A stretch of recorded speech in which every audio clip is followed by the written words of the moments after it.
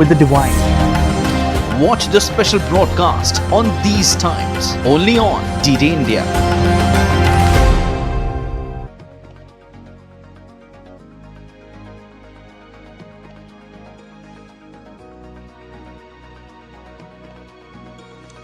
Live from New Delhi, you're watching DD India Live, India's voice to the world. I'm Amritpal Singh. Coming up in the next 30 minutes, the Chief of Defence Staff, General Anil Chauhan, speaks at the Shangri-La Dialogue, says India is simplifying its procurement procedures, adopting tactics-led approach to modernization for being ready for future battles.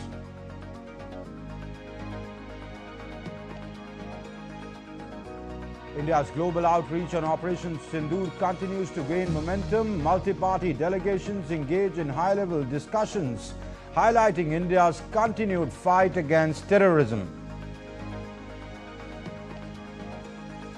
And India reaffirms commitment to glacier preservation in Dushanbe, calls for enhanced global cooperation, shared scientific research and increased financial and technological support for developing countries.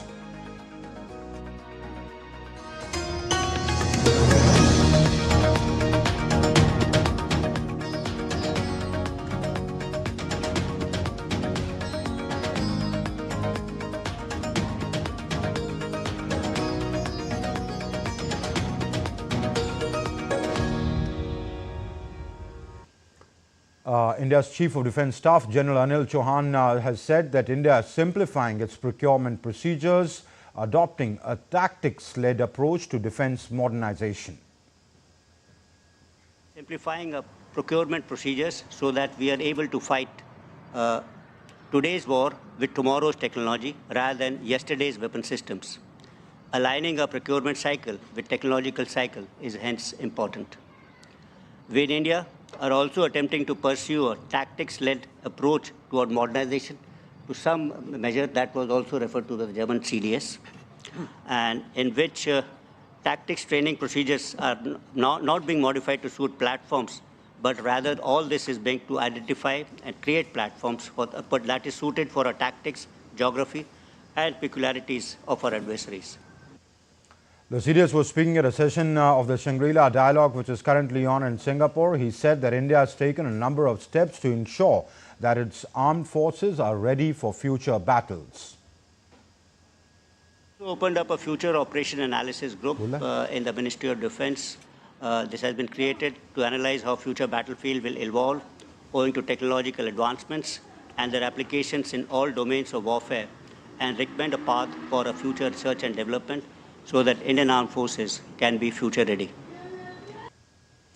Good news for the Indian defence industry, as Made in India defence technology is witnessing a surge in global demand. According to the Ministry of Defence, India's defence exports have grown 30 times over the last 10 years, reaching about 23,622 crore rupees in financial year 2024. From BrahMos to Dorniers, over 100 Indian companies now export defence products to more than 100 countries. The ministry also noted that India, once the world's largest defence importer, is now among the top 25 defence exporters globally. In a significant stride towards self-reliance, India's defence sector marked a milestone on Friday.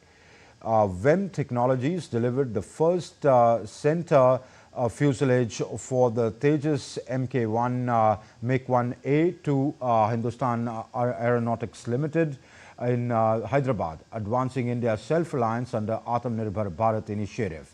HAL CMD Dr. D.K. Sunil stated that this milestone supports the fourth production line for light combat aircraft, involving over 6,300 Indian vendors, including 2,448 MSMEs, to enhance indigenization and create jobs. The Tejas Mark 1A upgraded variant boasts of improved avionics and radar systems, strengthening the Indian Air Force. At the Pune Defence Expo this month, Defence Minister Rajnath Singh had urged the adoption of AI and robotics to meet the modern warfare needs, aiming to triple defence exports to about $6 billion in 5 years. He also reviewed the Indian Air Force's exercise Vayu Veer Vijeta in Jodhpur, commending that their precision with assets like the C-295 transport aircraft and Dornier 228 which is vital for surveillance and transport. Additionally, India signed a $100 million deal with Philippines for BrahMos supersonic cruise missiles this month, marking BrahMos Aerospace's first export of this shore-based anti-ship missile with a 290-kilometer range delivered earlier via the Air Force's C-17 Globemaster. This deal, signed in New Delhi, highlights India's growing global defense presence. At the Shangri-La Dialogue in Singapore, the Chief of Defence Staff General Anil Chauhan held bilateral discussions with General Uno IJsselstein, the Chief of Defence of Netherlands. Deliberations were held on avenues to enhance defence cooperation between both nations through military exchange programs and bilateral training events. Discussions also focused on Operation Sindoor, underscoring India's growing strategic partnership to ensure peace and stability in the region. General Chauhan also interacted with Admiral Samuel J. Paparo, the commander of the U.S. Indo-Pacific Command, reinforcing the defense ties between the two countries. Their discussions centered on Op Sindoor, strengthening military-to-military cooperation and opportunities to foster collaboration in the Indo-Pacific in the backdrop of the dynamic regional security landscape. And earlier, General Chauhan and Admiral Agui Arfreri, Brazil's armed forces chief, discussed regional security, maritime freedom and sustainable development. They emphasized a rules-based international order, highlighting shared values and growing convergence on global issues. This meeting, held on Saturday, marks a significant step towards a stable and prosperous Indo-Pacific, strengthening the India-Brazil partnership amid rising geopolitical tensions in the region. As India's global outreach on cross-border terrorism in Jammu and Kashmir and Operation Sindoor continues in the Americas, the multi-party delegation led by Congress MP Shashi Tharoor is now heading from Colombia to Brazil, the biggest country in South America. DD India correspondent Shobhan Saxena reports about the importance of the visit for India's diplomatic efforts in Brazil, a country India has excellent bilateral relations with. The United States, Guyana, Panama and Colombia, the 9-member Indian parliamentary delegation will land in Brasilia on Saturday midnight local time for a 2-day trip to the biggest South American country. The delegation, led by Dr. Shashi Tharoor, who is the chairperson of the Parliamentary Standing Committee on External Affairs, has conducted many successful meetings in the 4 countries as part of India's global outreach to foster international cooperation in the fight against terrorism, particularly in the context of the Pahalgam attack and Operation Sindoor. In Brazil, the high-level delegation will also hold several important meetings with top Brazilian officials and with the members of Brazilian Senate and National Congress. These engagements will provide an opportunity to the Indian delegation to brief the Brazilian counterparts on the heinous terrorist attack in Pahalgam on 22nd April. The delegation will convey India's strong national consensus in the fight against terrorism in all its forms. It will also reaffirm the country's policy of zero tolerance towards cross-border terrorism. The Indian delegation's visit to Brazil is important for several reasons. Brazil is not only the largest country and biggest economy in Latin America, it is one of the founding members, like India, of the BRICS group. Brazil currently holds the presidency of the BRICS group. On 8th of May, Brazilian President Lula da Silva had called Prime Minister Narendra Modi and expressed Brazil's solidarity with the victims of the terrorist attack in Pahalgam. India and Brazil enjoy excellent bilateral relations.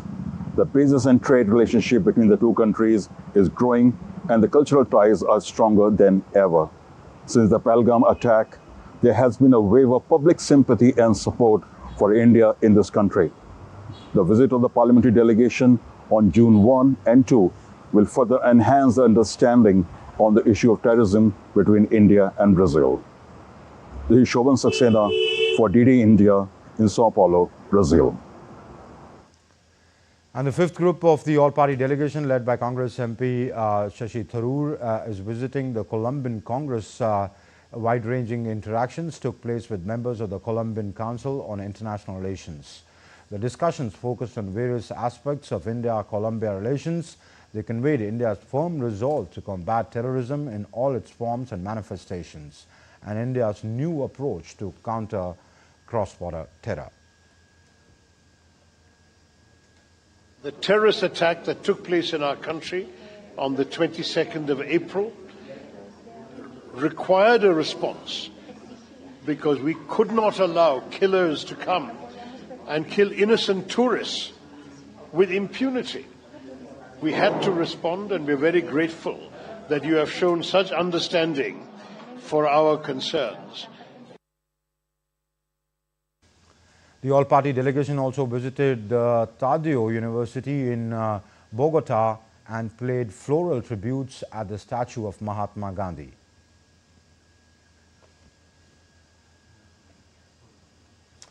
All right, moving on now.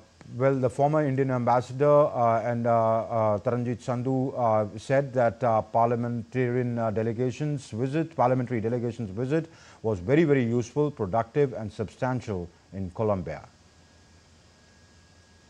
So Colombia was a very interesting interaction here because there is a division between the administration, the parliament and the political parties here. And in that, I think mixed messages had come out.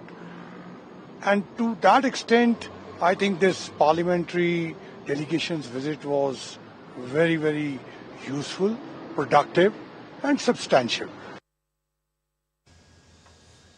And an all-party delegation led by a member of Indian Parliament, Dr. Shrikant Shinde, visited Sierra Leone as part of India's diplomatic outreach. The delegation held extensive meetings with key Sierra Leonean dignitaries, including the Speaker of the Parliament, members of Parliament and the Committee on Foreign Affairs, the Deputy Minister of Defence, the National Security Coordinator and the Acting Foreign Minister, and also met with the Vice President of Sierra Leone.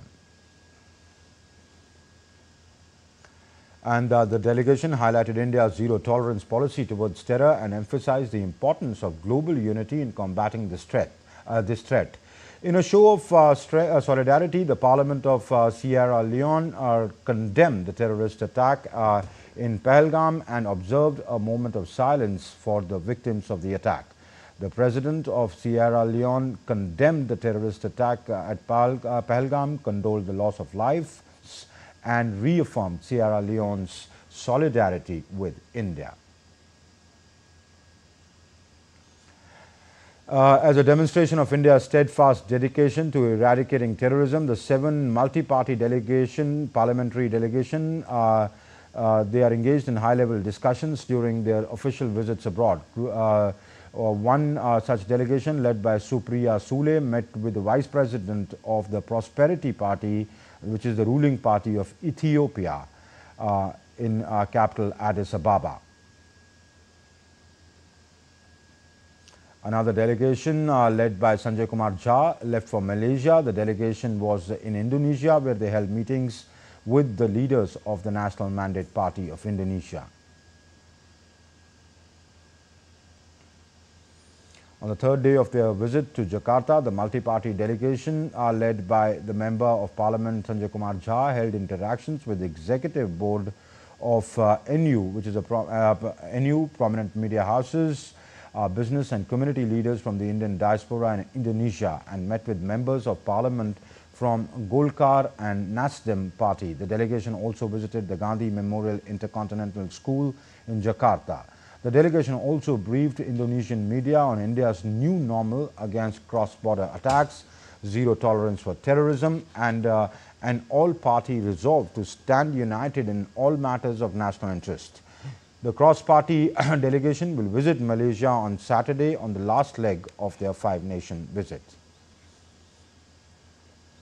DMK MP Kanimoi, who's leading an all-party delegation to Latvia, emphasized India's unity following the Pahalgam terror attack and said that the community in Riga stands with India and nothing is going to divide us anymore.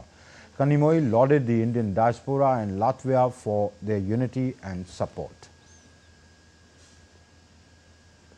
Riga, we have met the foreign ministry people and parliamentarians and a think tank and also the Indian community here. I think the most important thing today is that the Indian community has come, in an overwhelming number. They stand with India wherever they are. That is the message they wanted us to take back to India. Their support will be very important to India and to hold, Pakistan accountable and get the justice India seeks. Speaking exclusively to DD India's Debyendu Mondal, Indian ambassador to Latvia, Namrata Kumar said that Latvia has a significant Indian community and India has opened a new mission at Latvia, and this endeavor would further strengthen India-Latvia relations. Opening of resident mission in Latvia has been a very, very important step in strengthening and taking our relations forward. Especially Latvia has been very, very thankful, I would say. Besides, in this country we have huge number of Indian community members. That also makes very important that we have our resident mission here to take care of our Indian community in Latvia. Let's listen to the Indian diaspora from Latvia and Jakarta who have welcomed the Indian government's global outreach and efforts to raise its voice against terrorism. This was really a great opportunity for us to see what's actually happening and who's actually trying to work against it, and against the Pakistan thing, against the terrorism. And they are, I'm so proud because they are going around, because people need to know, other countries need to know. I really appreciate the initiative that India has taken to send the delegates around the world to raise the voice. The best part about this meeting is all the party delegation, and that shows that how India is united in this tough time. We are really proud the way the government has, planned all these delegation not only to Indonesia but to other countries as well. So this will be, today the war is just not on the weapons, it's on the information as well. And I will say this was very constrained, very controlled approach by the government of India, that we waited for 15 days. We asked them, if you cannot put your house in place, we are there and we know how to defend ourselves. Today to commemorate the 300th birth anniversary of Lokmata Devi Ahilyabai Holkar. He inaugurated the Datia and Satna airports, enhancing air connectivity in the Vindhya region. In Indore, he flagged off passenger operations on the super priority corridor of the Yellow Line Metro. Prime Minister Modi also released a commemorative postage stamp and a 300 rupees coin dedicated to Lokmata Devi Ahilyabai. The Prime Minister also presented the Devi Ahilyabai National Award to a tribal woman artist, highlighting the progressive vision of Ahilyabai Holkar in women's welfare and empowerment. Prime Minister Modi recalled how she formed a special women's unit in the army of Malwa, which flourished for about 250 to 300 years. Emphasizing Ahilyabai's contribution to tribal welfare, the Prime Minister expressed gratitude for continuing her legacy under India's current tribal leadership. So 300 साल पहले हमारे देश में सेना में महिलाओं का होना, साथियों, महिला सुरक्षा के लिए उन्होंने गांवों में नारी सुरक्षा टोलियां ये भी बनाने का काम किया था। आदिवासी समाज के लिए गुमंतु टोलियों के लिए खाली पड़ी जमीन पर खेती की योजना बनाई है। ये मेरा सौभाग्य है कि मुझे एक आदिवासी बेटी आज जो भारत के राष्ट्रपति पद पर विराजमान है, उनके मार्गदर्शन में मेरे आदिवासी भाई बहनों की सेवा करने का मौका मिला है. India's Minister of State for Environment, Forest and Climate Change, Kirti Vardhan Singh, addressed the plenary session of the high-level international conference on glaciers preservation held in Dushanbe in Tajikistan from May 29th to the 31st. In his address, he outlined India's strategic steps, including the National Mission for Sustaining Himalayan Ecosystem and the creation of a Center for Cryosphere and Climate Change Studies to strengthen research and monitoring efforts. Welcoming 2025 as the International Year of Glaciers Preservation and the Decade of Action for Cryospheric Sciences, the Minister urged for global collaboration, shared research and increased support for developing nations. The Secretary of the Ministry of Information and Broadcasting, Sanjay Jaju, visited the Indian Institute of Mass Communications Dhen Canal campus on Sunday. During his visit, he reviewed the ongoing developmental projects aimed at enhancing academic infrastructure and curriculum. Professor Anand Pradhan, Regional Director, briefed him on the key initiatives focused on quality education and innovation. Jaju emphasized that regular reviews will be conducted to ensure the Institute's continuous growth and commitment to academic excellence. इस institution का infrastructure हम कैसे improve करें, यहाँ पर बच्चों को, students को बेहतर सुविधाएं हम कैसे दे सकें, यहाँ पर फैकल्टी और नॉन फैकल्टी के संबंध में जो गैप्स हैं उनको हम कैसा पूरा कर सकें, इन सारी बातों को आज मैंने यहाँ पर रिव्यू किया. बहुत सारे एक्शन पॉइंट्स निकल के आए हैं. हम ये सारे इश्यूज़ को शीघ्र ही ना केवल रिजॉल्व करेंगे बल्कि यहाँ के इंफ्रास्ट्रक्चर को, both academic as well as civil infrastructure को बेहतर बनाने में भारत सरकार की तरफ से जो भी व्यवस्थाएं हो सकती हैं वो सारी व्यवस्थाएं भी हम यहाँ पर सुनिश्चित करेंगे. All right, time now for some sports news. European heavyweights Paris Saint-Germain and Inter Milan will clash at the UEFA Champions League final in Munich on Saturday. Under manager Luis Enrique, Paris Saint-Germain target coveted third trophy of the season by winning the elusive Champions League. They have already secured the Ligue 1 and French Cup titles. Paris Saint-Germain beat Arsenal 3-1 in the semi-finals and aim to win their first ever Champions League trophy. On the other hand, Inter Milan will view the final as their last chance to win a silverware this season. They lost to Serie A title. They lost the Serie A title to Napoli by 1 point and were knocked out of the Coppa Italia in semi-finals by AC Milan.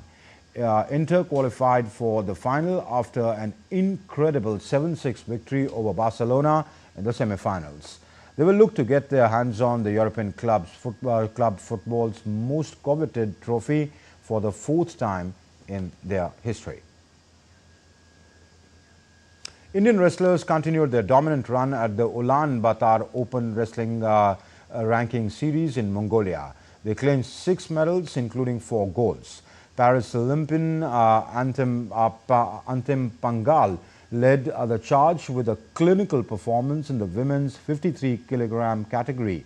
She bagged the gold medal with a 10-0 win against Natalia Malisheva.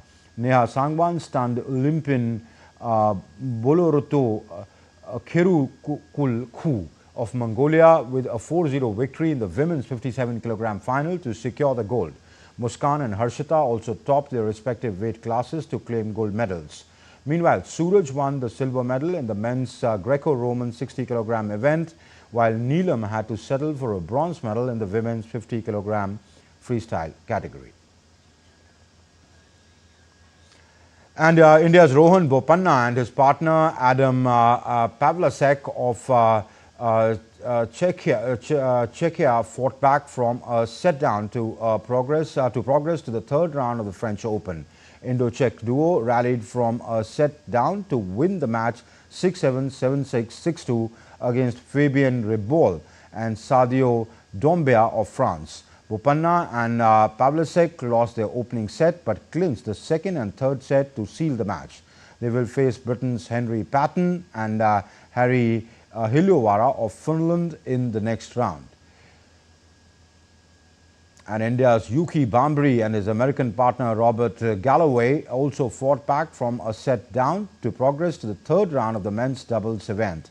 The Indo-American duo held their nerve to edge past Croatia's Nikola Mektic and New Zealand's Michael Venus 6-7, 7-6, 6-3 in a tight second round match that lasted 2 hours and 32 minutes. They will face the American pair of Christian Harrison and Evan King for a place in the French Open quarterfinals. And that's it in this edition of DD India Live, but do let us know your thoughts on the news of the day. For those on the go, you can catch all the latest news and updates from India and across the world on DD India's mobile app. The app is available both on Android and iOS platforms. Scan the QR codes you see on your screen to download now. We'll be back with more news as it breaks here on DD India. I'm Amrit Pal Singh from my entire team here in Delhi. Thank you for watching DD India Live.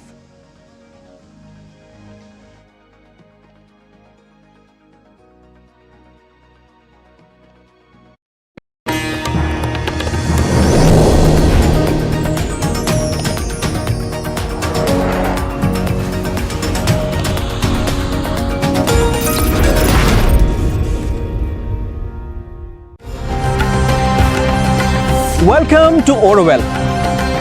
In the heart of Tamil Nadu, a city without borders is rising. A dream of unity, rooted in spirit and shaped by hands from around the world. Where sustainability is a way of life and education means self-discovery. This is a place where human spirit meets with the divine. Watch the special broadcast on these times, only on DD India.